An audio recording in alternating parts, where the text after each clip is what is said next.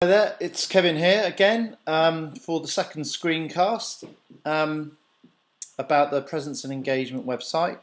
And on the first one, I talked about logging in and adding new content. On this next one, I'm going to talk about editing existing content, well, editing and deleting existing content. So, I mean, this is all fairly straightforward, but I'm going to that's the idea here really, is just to make everything absolutely clear how easy things are to do on the site. To edit a web page, the easiest way to do this really is, of course you could start off by going to the dashboard and finding the page, but it's really easier than that. You just go to the page you want to edit. So I'm going to edit the About P&E page. So I've just gone to the page and you can see these tabs at the top, view and edit. So if I want to edit the page, I just click that edit link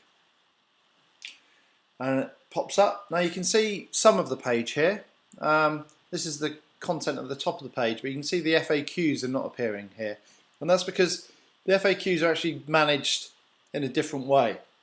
And although that might seem a bit complicated, we don't really want you to have to edit go in and edit the whole FAQ accordion. It's a bit complicated, so we separate the content out from the display.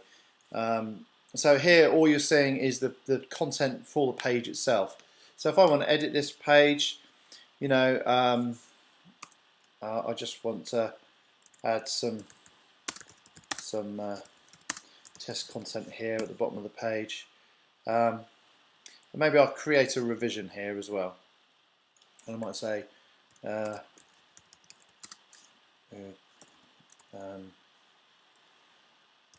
in time for screencast being published.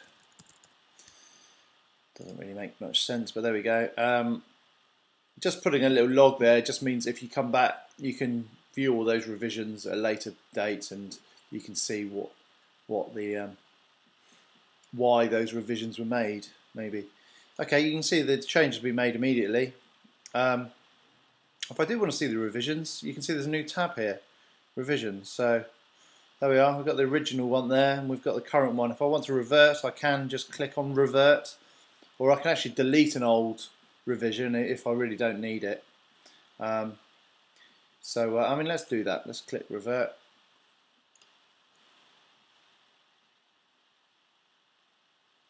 Okay.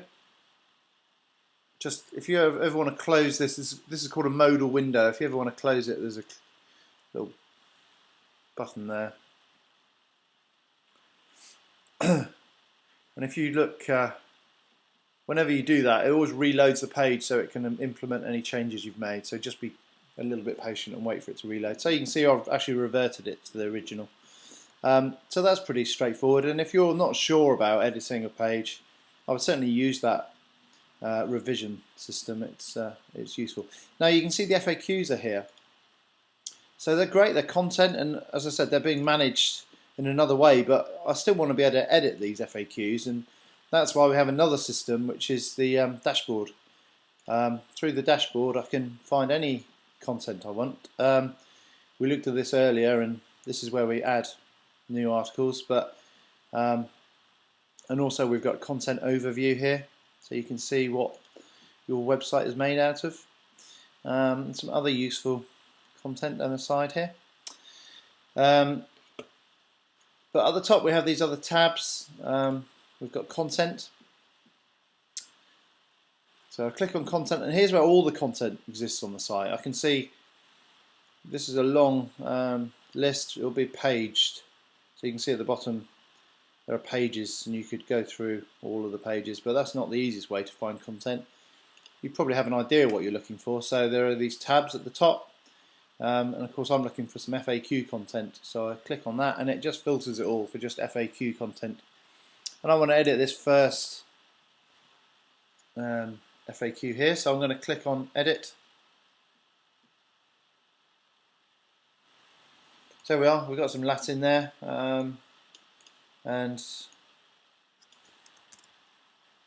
I'm just going to copy it and paste it in again. Okay, I will.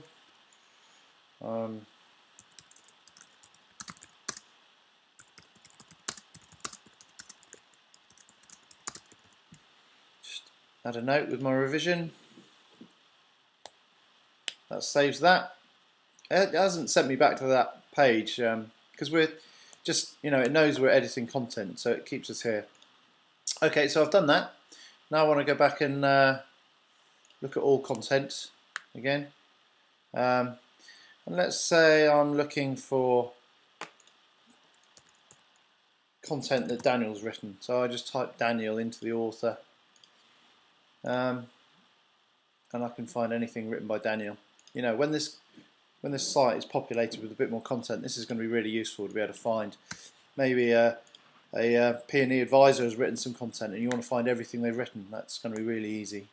So I'll just remove the author there and click filter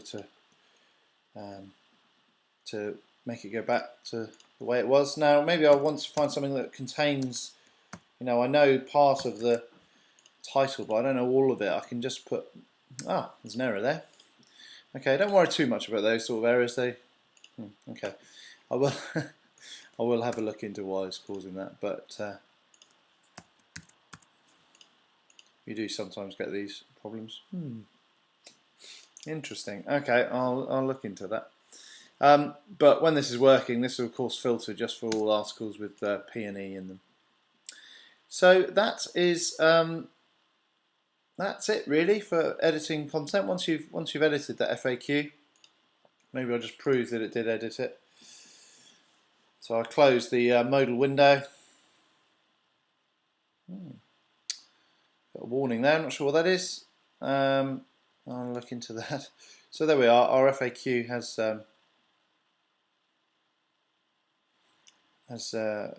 been updated.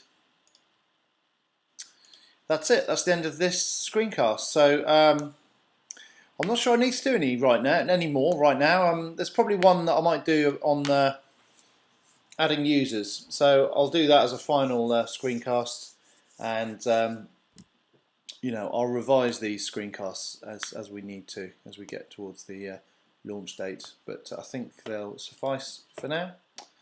Okay,